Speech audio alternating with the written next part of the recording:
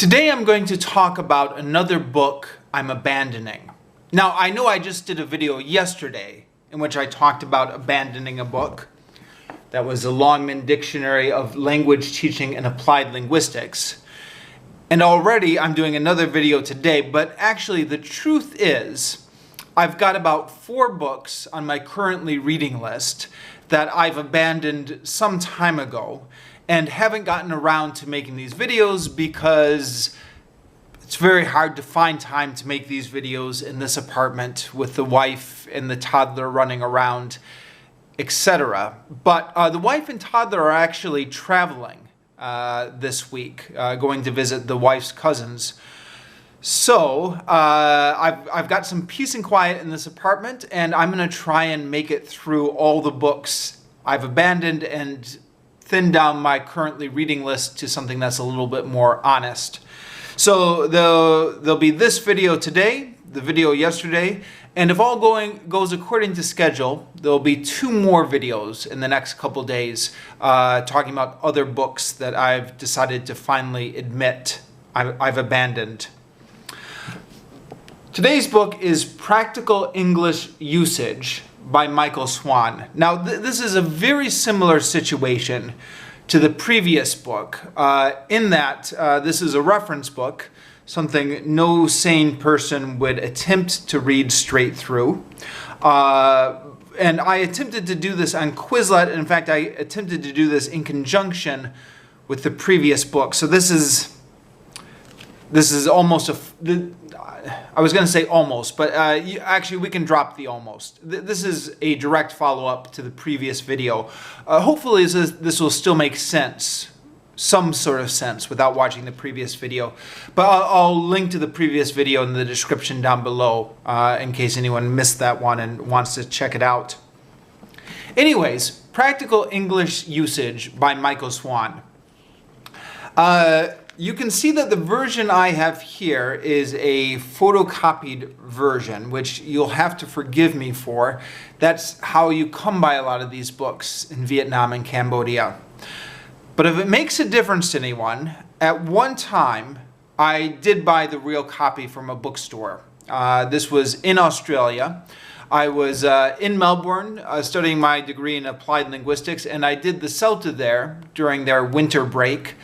The CELTA, for those of you who don't know, is a English language teaching qualification.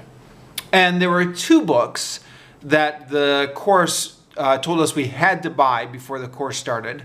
One was Learning Teaching by Jim Scrivener, which I will definitely talk about in another video, but not today. And the other one was Practical English Usage by Michael Swan. I don't remember how much I used this on my CELTA, but it may not have been at all. It may have been one of those books that you just buy because the course tells you you need it, and then it just sits on your shelf and you never use it. Or I may have used it for reference when planning one of my lessons because you have to do the language analysis. I don't know, but if I used it at all, it was not very much. And then it just sat on my shelf. And then when it was time to leave Australia, I had to leave it behind because those of you who are international travelers will identify with this. You can only take so many books with you when you leave a country. You cannot pack up your whole library. Those books weigh so much, and you can't possibly put all your books in a suitcase. It'll be over the weight restriction on the airplane. You couldn't fit all your library into one suitcase. Anyway, etc. So it was one of the many books I left behind. You can really only take 3, 4, 5 books with you every time you leave a country. Unless you go by bus. But hold on, I'll get to that a little bit later. When I was in Cambodia later, I was doing the Delta Module 1. I was doing it by distance with the distance Delta. And this book was one of the books on the required reading list. So I went to the printers and printed it out. I was familiar with this book, actually, even before then. I mean, in addition to having once bought a copy previously. But this book is very standard. I would wager that if you've been teaching English for any length of time, English as a foreign language, and you've been working in any staff room, you've probably seen this book. Maybe not looking in this condition. It usually has a blue cover. But it's so common in the staff room. But because it was on the Distance Delta recommended reading list, and because I'm that kind of person, I thought, okay, I can't rely on the copy in the staff room. I need my own copy. So I got this printed out. I actually printed out 3 copies of it because I had 2 friends who were taking the Distance Delta at the same time as me. One of them actually already had this book. There was a bit of a miscommunication where I said, guys, I'm going to go to the printers to print out copies of the reading list. Do you want copies? And he said yes, not realizing that this book was already on the reading list. And then he said, oh, that's okay. I'll just take 2 copies. And he paid me back for the expenses at the printers. In Vietnam and Cambodia, you can get these books printed out dirt cheap if you have access to a PDF file of the books, which is what most people do out here. I did not, as I recall, use this much, if at all, for Delta Module 1. You do need to have a decent knowledge of basic grammar for Delta Module 1, but this is much more of a reference book. This is not useful to get a handle on basic grammar because, I mean, what are you going to do? Are you going to read the whole book from beginning to end? I don't know. To the best of my knowledge, I didn't use this at all with Delta Module 1. But I did keep this with my stack of books.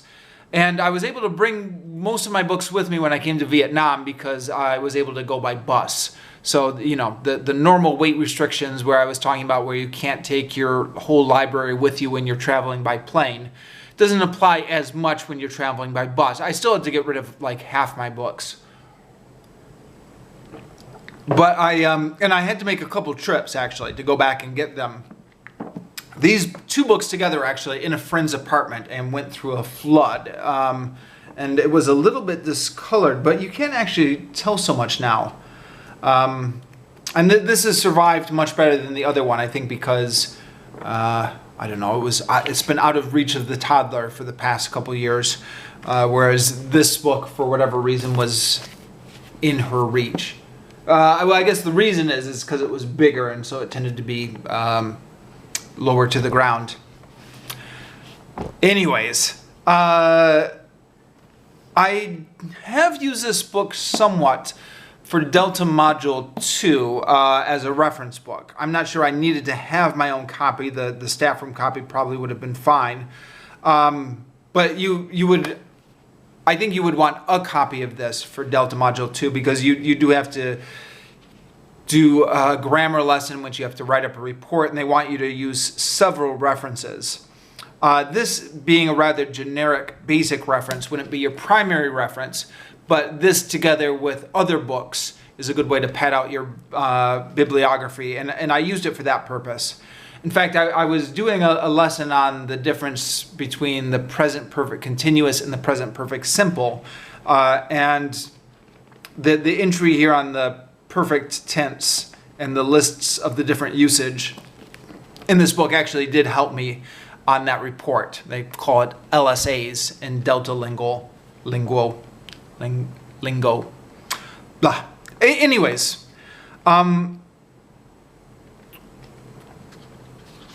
using this book, somewhat my personal copy, also the copy in the staff room, I've had the occasion to use it as a reference many times. In the classic time, you would use it for a reference. It was when a student asked you a grammar question you can't answer. And you say, oh, geez, I don't know. Okay, let me write that down and I'll research it outside of class. And then there's a few books in the staff room staff room library, that you would always consult in those situations. And this is one of them. It doesn't always have the answer to every grammar question I've had over the years, but about half of them. It's got a fair track record. So this plus a couple other basic grammar references on the staff room are quite useful. It is not usually the kind of thing you would read cover to cover because it's set up exactly as a reference book. And excuse me, I'm going to take the camera down to show you what I mean. So 258, if 3, like the third use of if, special structures with past tenses and would. I've opened the book here at random. 1, unreal situations. 2, if plus past would plus infinitive without to. 3, would, should, and if I were, etc. 5, ordinary tenses. So, I mean, you can see what this is. It's like a dictionary almost of different grammar structures or different words.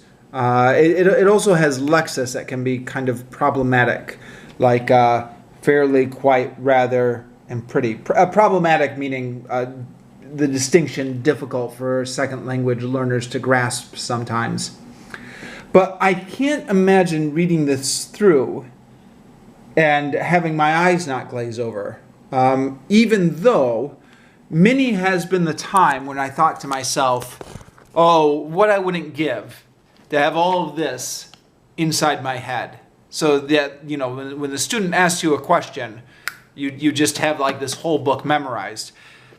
If I was the kind of person who could memorize a book like this, I think I would attempt to, but I'm much more the kind of person where I learn one new thing and it pushes out something old that I already knew before. Like I have a hard time holding all this in my memory.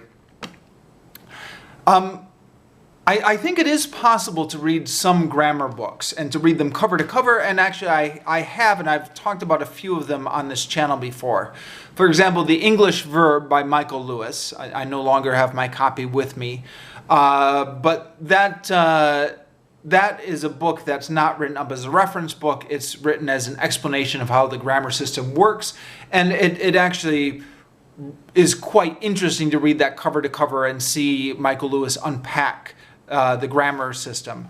Another book which I've started but haven't yet finished is the grammar book by Marianne Celsi Murcia and Diane Larsa Freeman, which I'm working on. You can see my bookmark here. I hesitate somewhat to recommend a book that I haven't finished, but I am about 154 pages into this right now, so I've gotten a fair taste of it, and I found this very useful and informative and quite readable. And it's you know, it's kind of written here in proper paragraphs where they actually explain things, and then there's exercises at the end to consolidate your understanding. Now, who knows how much I'm going to actively remember by the time I finish this book, which has been the problem with other grammar books I've read in the past. But it is readable. You can read something like this cover to cover, and when I finish with this, I'll come back with a proper review. This book I don't think you can read cover to cover. That being said, my wife, who's Vietnamese, went through a phase a couple years ago where she saw this on my shelf and she started flipping through it, and she just got so interested with it that she did start reading it through cover to cover. So, you know, I'd be kind of watching TV and she'd be reading through this book, and she said, wow, this is so interesting. I think it was interesting to her because she'd been studying English as a second language, but I think felt like she hadn't seen it laid out so clearly and systematically as this book was attempting to do, and that caught her interest. But she has more patience than me. I couldn't read this cover to cover, and she actually, I don't know how far she got, but she got sick of it eventually. But she, I wonder whether that was just her personal quirk, or if that's more indicative of how a second language learner, somebody who is interested and actively interested in learning English grammar, would react to this book. Maybe they would find it more interesting, like my wife did. But anyways, how I came to attempt to get through this book is I had been using it as a reference for a number of student questions about grammar. And if you teach English, you get all these weird grammar questions from the students. Like one is, a student had a question about question tags, right? So she said, nobody, does it take the singular or the plural? And I said, well, nobody takes the singular. You say, nobody is here. You don't say, nobody are here. You say, nobody is here. But then the student said, well, what about the question tag? And I thought about it, and you would say, nobody is here, are they? Not nobody is here, is he, but nobody is here, are they? So you have a plural question tag going with a singular verb and a singular subject. And I said to the student, I don't know. And I looked in practical English usage, and sure enough, it's in here. Kind of. I don't even remember offhand which page it was in, but it's in here somewhere. As is very typical of this book, actually,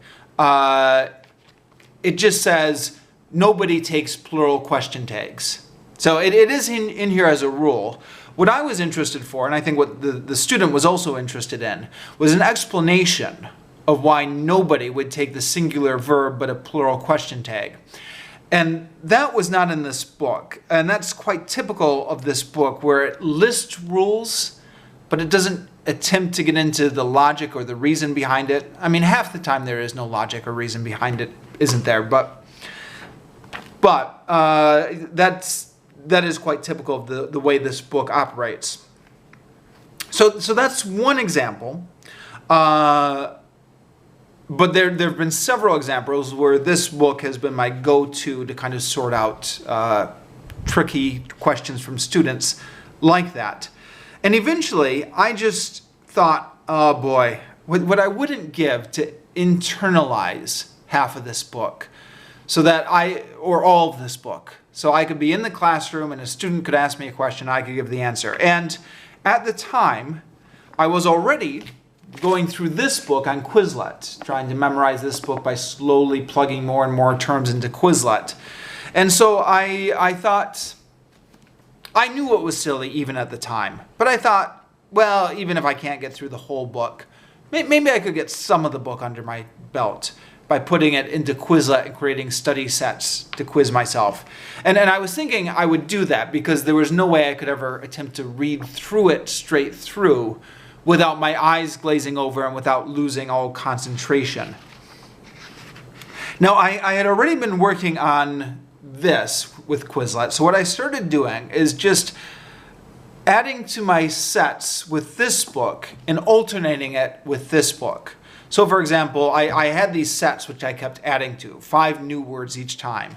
So I would do 5 new words out of this book, then on the next set I would add 5 new words out of this book and make that set longer, and the next time I'd add 5 new words out of this book, which was quite useful for my own studying. In retrospect, I somewhat regret the fact that I integrated these 2 books because it means that if I had kept them separate, at least I would have had 2 distinct sets that perhaps I could have shared with other people easier. After putting all these works into the Quizlet set, I get some comfort out of the idea that they might possibly be useful to other people. Although even under the best of circumstances, it's probably not useful to other people. I mean, if you're doing any sort of studying, I think it's useful to make your own Quizlet sets rather than use the words that somebody else made. And making the Quizlet sets is half of the study anyways. The act of writing out the definitions and typing out the definitions and putting those into your Quizlet sets. But anyway, I decided to start at the beginning. And the beginning is a terminology section. And I thought, well, if you're going to start at the beginning, you might as well start at the beginning, right? Do it thoroughly. And besides, the language terminology section is a perfect thing for Quizlet anyways. Now, these are, for the most part, fairly basic terminology. Things like consonant, continuous, contraction, coordinate clause. etc. But useful review, and there were a few terminology words I didn't know. Because I'm a completist, I just started at the beginning and went through it. And before I stopped doing it, I got up to 110 words, which was all the way up to preparatory subject and preparatory object. So it's in the language terminology section, 1, 2, 3, 4, 5 pages in, 5.5 pages in. And that was combined with 440 something words from this one, or 440 something entries, because, well, we don't need to get into that. Sometimes I would make multiple entries out of one word here in terms of making the Quizlets.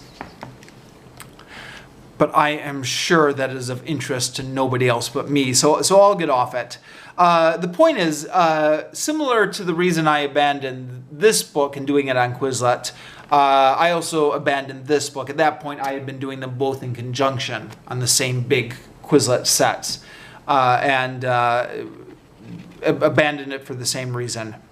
So I'm still going to keep this book around as a reference on my bookshelves, but I'm going to take it off my currently reading list. Because I am no longer trying to work through the book in any systematic order. This book, though, the grammar book, I do hope to come back with someday with a review. I've been a little busy lately, and I've been distracted by other stuff, and this book I haven't been actively reading this. But I'm planning on coming back to it, and I'm not abandoning this one yet. So some point in the future, who knows when that will be, I hope to come back with a complete review of this book. All right.